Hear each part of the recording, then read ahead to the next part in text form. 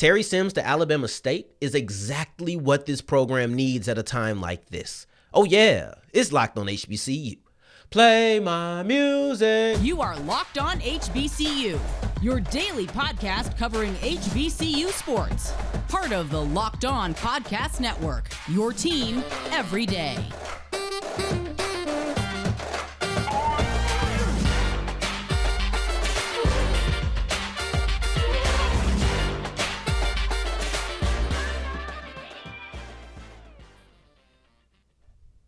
What's going on, family? Welcome back to another episode of the Locked on HBCU podcast, your number one daily one-stop shop for everything HBCU athletics, Monday through Friday, part of the Locked On Podcast Network, your team every day. And now, of course, I'm Darian Gray, a.k.a. the Mouth of the South, Texas Southern alum and former TSU Herald Sports editor. Thank you for going on this journey with me, making Locked on HBCU your first listen of the day every day. Remember, just because the mic cuts off does not mean that the journey's over. Just means it's time to follow me on Twitter at South Exclusives right there at the bottom of the screen. But if you're on the audio side of things, don't forget the S on the end. And today's episode is brought to you by FanDuel. Make every moment more when you visit the official sports book of the Locked On Podcast Network at FanDuel.com/Locked On. And tournament season is here. It's not even on the way. It's not around the corner. It's not across the street. It is here knocking at your front door. And because this is starting today, you might have missed a couple of games, but don't worry. We have you covered with storylines not only for the opening round, but then also for the entire tournament.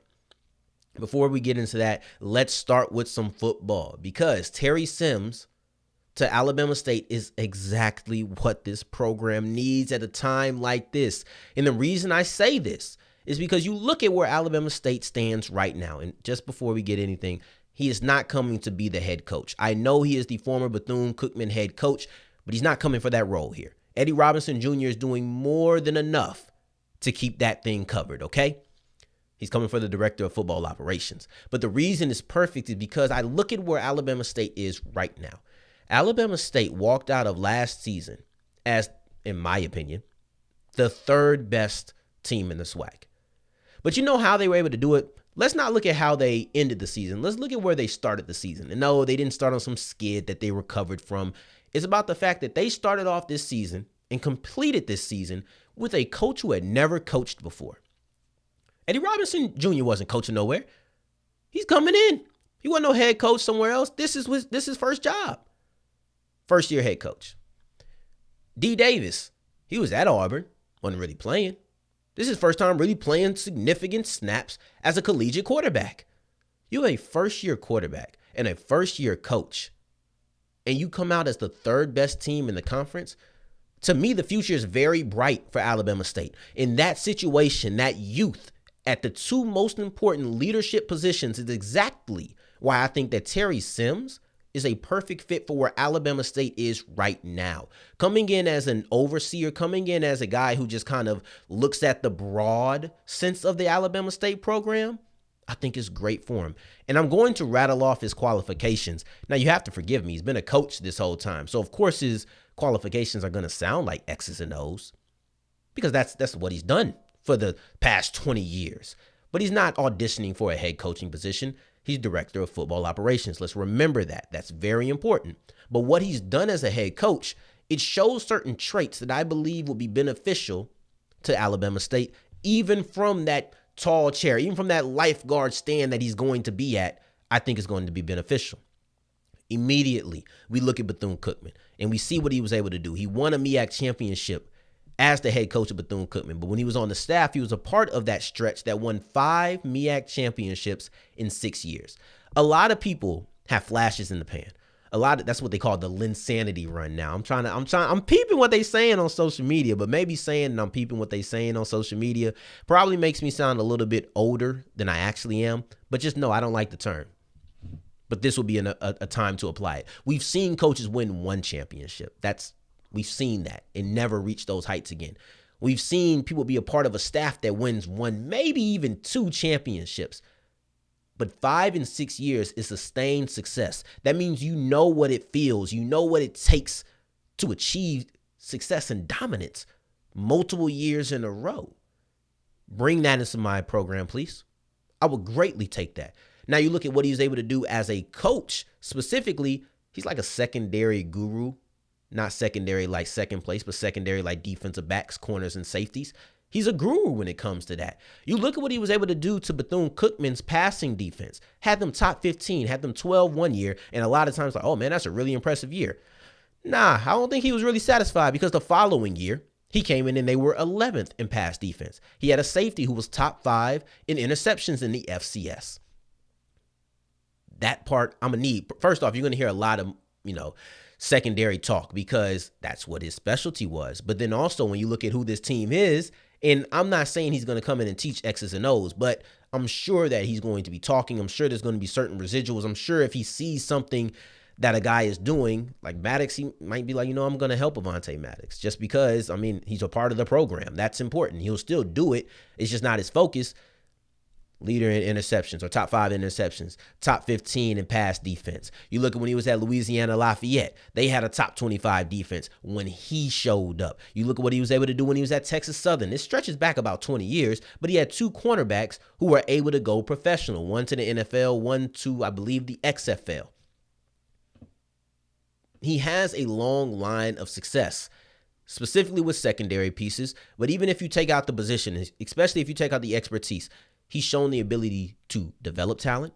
He's shown the ability to assess talent and know who to look at, right? Because that's going to be important as director of football operations. But then also, he's shown the ability to succeed and be a part of success for multiple years in a row. And so often when somebody is a part of success and they get to control the helm, they get to be the head coach now, they fall flat on their face. That didn't happen. He didn't fall flat on his face. He learned something. We all, look, depending on who you are, depending on what your situation is, you might have personally seen it or you might have just seen it out, from somebody else's situation. But I think we've all been able to look at a situation and say, oh, you should have been set up for success. Why weren't you studying what the people before you did so that you could have the same level of wins and success that they did? He had a pretty good career at Bethune-Cookman. Development, assessment, winning culture. Bring that to me as my director of football operations, and a team that's so young at the 2 most important leadership positions, a team that is kind of set up to really make a jump, make a leap. I think that the SWAC is very open and they're young at those 2 spots. Give me that veteran guidance to really help them make that leap and not only be talking about making it. So going forward, it's the SWAC tournament. We're here. And I think there's one team that needs to be on upset alert, and it really might surprise you with who I name as we continue with Locked on HBCU. Before we get into that, today's episode is brought to you by FanDuel. Shout out to FanDuel, still our newest sponsor. We haven't got anybody from them, so I can still say that. But FanDuel is our newest sponsor, and look, y'all see over my. There we go. Wow. I just guessed. I didn't even know I was going to point to that correctly. But y'all see that what's over my shoulder, the Saints, Derek Carr. Put your money down right now because something telling me those odds are going to get worse and worse for you. They're going to be the favorite going into next season to win the NFC South. Make the most money possible by betting now. But maybe you want to talk about basketball because it's basketball season. I understand that. Who's going to win the MVP? Starting to become a real battle between Jokic and Embiid. You think it's going to be one of those 2 guys? You think somebody's going to surprise you? If you have the answers to these questions, it's very simple. Just go to FanDuel.com, put some money there. They have your first bet, no sweat. So even if you lose, you're still going to have some free bets to be able to have another opportunity to win. It's very, very easy. It's just up to you to make every moment more at FanDuel.com/locked-on. And as we continue rolling with today's episode of Locked on HBCU, I appreciate you for making us your first listen of the day every day. For your second listen, make sure that you're checking out Locked on College Basketball, which is everything that you need around the sport in one place, less than 30 minutes, wherever you listen or watch your podcast. And going into the SWAC tournament, there's multiple storylines you need to watch out for. But the number one storyline that I'm looking at is in the opening round, and there's one team that I believe is on upset alert, and that's Alcorn State when they face off against. 1 second. Go ahead and put that down. There's one team. There is one team that I believe really needs to be on upset alert in the opening round, and that's Alcorn State. That might surprise you because we are talking about the number 1 seed in the SWAC. And I don't say this lightly. I promise you, I don't think it's lightly to say, hey, the number 1 seed should be on upset alert, upset watch. Just know it's a possibility. Oftentimes, we look at the number 1 seed going against the worst team in the bracket, admittedly, and say, oh, that's an easy win. Texas Southern is not an easy win. Now, if you've been checking out this podcast for a while, you know I have moments where I'm biased about Texas Southern. But every single time I'm biased, I always tell you there's some bias in this. I'm not using that disclaimer today because there is no bias here. Now, of course, I pay a lot of attention to my alma mater because they're my alma mater. And maybe that allows me to see some things that other people don't see, or maybe it changes my point of view. But I can tell you this. I look at who this team is. I look at how many games they've been in. They're not getting dusted off like a lot of last seeds in a tournament typically are. They're in games, and I'm not saying that makes them scary. However, I do believe that adds a little layer of knowing that it's going to be a competitive game. So don't think that I'm about to allow my degree to impact why I say this. And I'm not saying this just for fun. I think that Texas Southern is a good team. Now, granted, Alcorn deserves to be the favorite. That's why I say upset alert. An upset is a team that is a clear favorite, right? I never say 4 versus 5 is an upset because it's not to me. 1-8, Alcorn to Texas Southern, the co-champions against the last team in the bracket, that's an upset. And I don't say this lightly once again. The reason I say this is 2 reasons. 1, Texas Southern does have some players on that squad, but then they also have a track record of success in the tournament under Johnny Jones as the coach. And then secondly, Texas Southern has played Alcorn pretty close this year. That's happened. I'll start off with the first one. They have players like Devon Barnes, the freshman mortal, John Walker, Jordan Carl Nicholas. They have players who they can get out there. PJ Henry, who just had a phenomenal game against Alcorn last time. Like the last time we saw these 2 teams face off, you're looking at Alcorn and Texas Southern having the top 5 or 2 of the top 5 scores in an individual game. That's the last time we see these 2 teams face off. That's the point number 2. But it just kind of came out because I just remembered exactly when PJ Henry had his explosive game. Now, I will also say this. I'm not going to allow my front row, seat to continued greatness, sustained success. I'm not going to allow that solely to fuel my statement and talk about, well, they've had success under Johnny Jones. I allowed some of my naive nature to say they're going to get it together. They haven't. Undoubtedly, they had one of their worst seasons in a while. That's okay. I just don't think they're dead in the water. That's why I can say these type of things. And I think a lot of people do view Texas Southern as dead in the water. Not me, though. Not me. But okay, maybe their track record isn't enough. Maybe saying they have some players isn't enough for you. But they played Alcorn very close this year. One of those games had to go into overtime. The other team, or the other time they played, was when 2 teams had a player who scored over 30-some-odd points, top 5 in an individual game of any team in the conference. Had the most points combined of any team in a competitive game this year in regulation. I know that's a lot of stipulations, but it's important. When it comes to games that stopped after 40 minutes and it was actually competitive, they had the most points. This was a high-scoring affair. So these have been close games. By no means have they been runaways, and the other one went into overtime. I think the fact that Texas Southern has some players, they have a good amount of success, and I do credit intangibles. Y'all know that. You know that.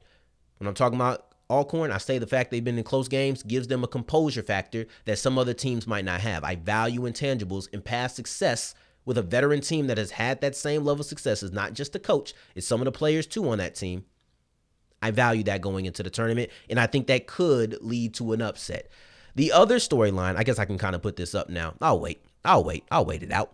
But the other storyline that I really want to look at is being objective and taking a step back. The dream final is Alcorn versus Grambling. I don't typically say this. I typically don't even feel this. I really rarely care about a dream scenario. But if I'm taking my personal feelings, of course, I don't want Alcorn in the finals because that means they beat Texas Southern in the first round. But if I'm taking my personal feelings and personal desires out of it, I think that objectively, this is a dream matchup. Alcorn and Grambling have only faced off once this year.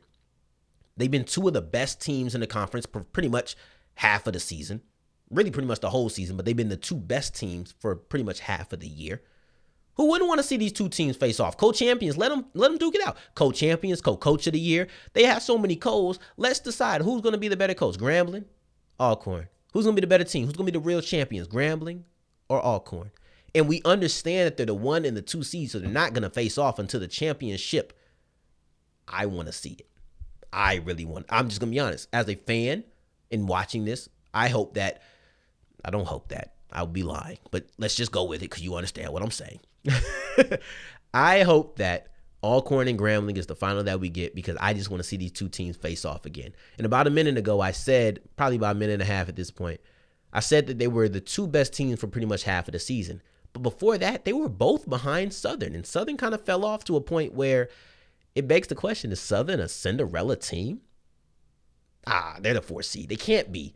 But they fell off to the point to where people feel like they've counted them out. And I wouldn't be mad if they did, but that would kind of make them a Cinderella team. But I'll tell you what, Coppin State in 2022, that was a celebration, or that was a Cinderella team.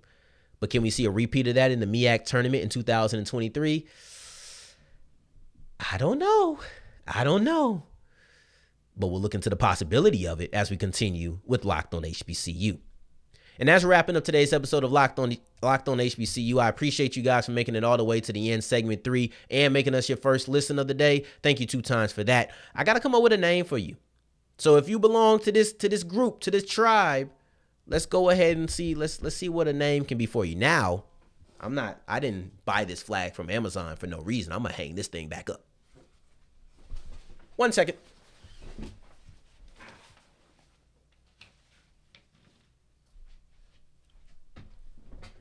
Now we can talk about the MEAC.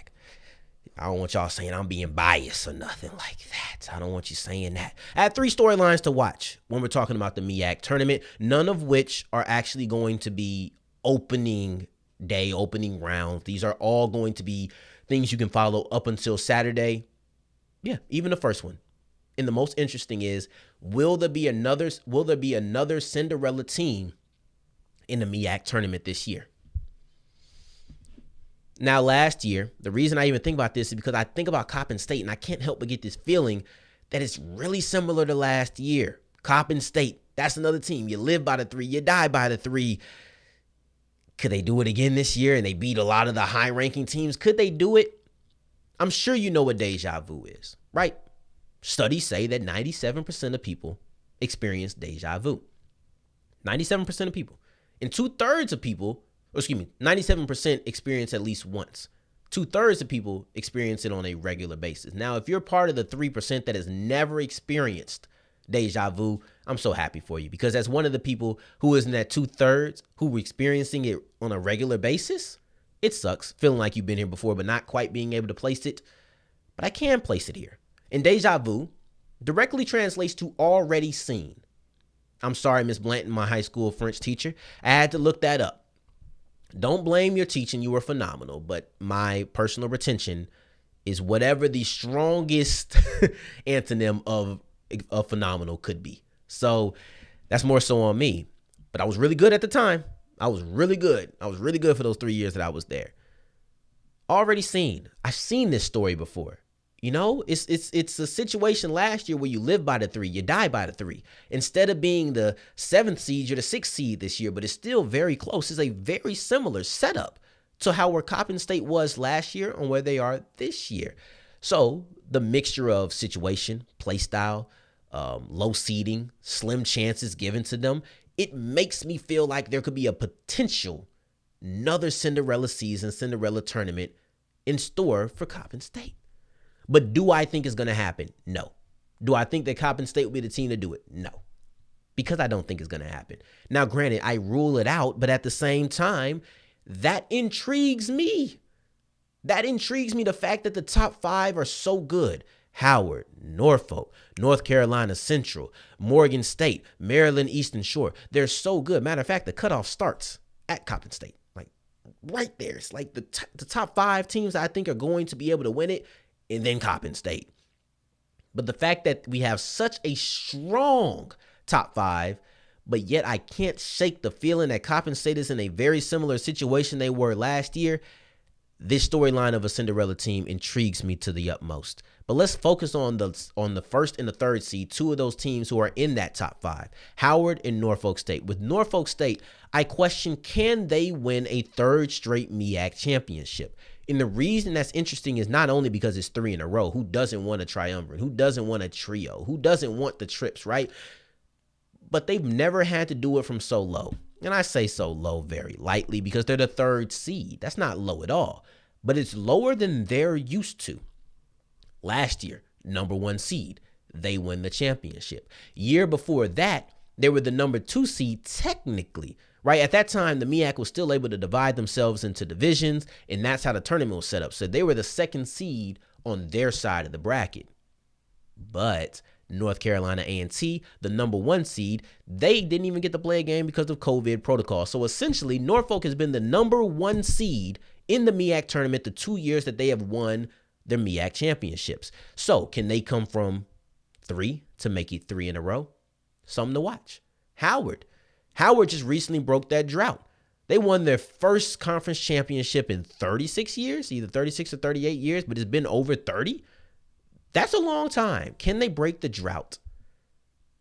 And we're talking about the NCAA tournament. Howard's women basketball did it last year. Howard broke the drought as far as co-champions in the football. Howard has been about breaking droughts for this it's not 2022 anymore, but for this last year, they've been about breaking droughts. Can the men's basketball team join that? We're talking about triumvirates. We're talking about 3 in a row. We're talking about Cinderellas. We're talking about storylines that you didn't see coming. I kind of feel like Howard kind of encompasses all of that. Football, women's basketball, men's basketball, 3 of them, 3 in a row. Things you didn't see coming. They haven't done this in over 30 years. This feels like it checks every single box.